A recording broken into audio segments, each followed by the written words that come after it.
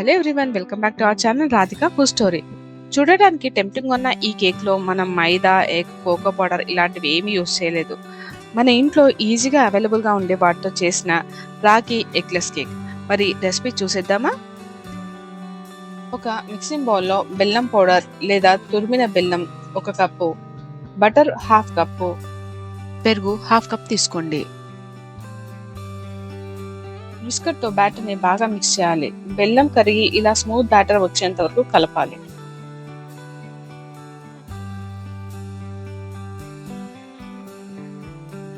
ఇప్పుడు 1 కప్పు రాగి పిండి, 1 టీ స్పూన్ బేకింగ్ పౌడర్ తీసుకొని ఈ విధంగా జల్లించాలి.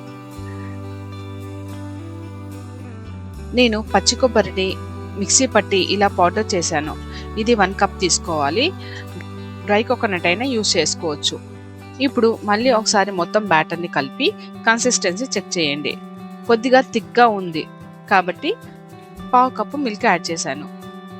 బ్యాటర్ థిక్నెస్ని బట్టి మిల్క్ క్వాంటిటీ డిపెండ్ అయి ఉంటుంది. కేక్ బ్యాటర్ని మరీ థిక్గా కాకుండా చూపించిన విధంగా మీడియం కన్సిస్టెన్సీలో ఉండాలి. ఒక కేక్ పాత్రను తీసుకొని బటర్ని ఈ విధంగా స్ప్రెడ్ చేసి రాగి పిండిని చల్లి ఈ విధంగా రొటేట్ చేస్తే పిండి మొత్తం స్ప్రెడ్ అవుతుంది. ఎక్స్ట్రా పిండి ఉంటే తీసివేయండి. ఇలా చేస్తే ఏ బటర్ పేపర్ కూడా అవసరం లేదు. ఇప్పుడు కేక్ బ్యాటర్ని పాత్రలో ట్రాన్స్ఫర్ చేయండి. కంప్లీట్గా ఫిల్ చేయకూడదు, ఈ విధంగా కొద్దిగా గ్యాప్ ఉండాలి. నేను మిగిలిన పిండిని ఇలాంటి కప్స్లో ఫిల్ చేస్తున్నాను. వీటికి ఎటువంటి గ్రీజింగ్ అవసరం లేదు.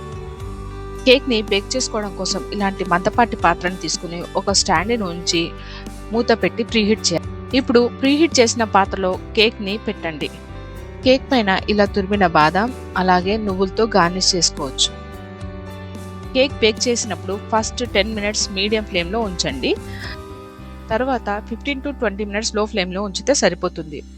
కేక్ బేక్ అయిందా లేదా అని చూడటానికి ఇలా ఒక టూత్పిక్ని కానీ లేదా నైఫ్తో కానీ చెక్ చేయండి. టూత్పిక్ డ్రైగా ఉండాలి.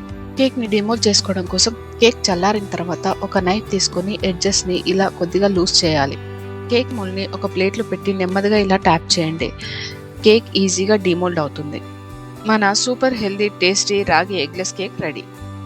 మరి మీకు రెసిపీ ఎలా అనిపించిందో తప్పక కమెంట్ చేయండి. అలాగే మీ ఫ్రెండ్స్ అండ్ ఫ్యామిలీస్ కూడా షేర్ చేసి subscribe to Radhika food story.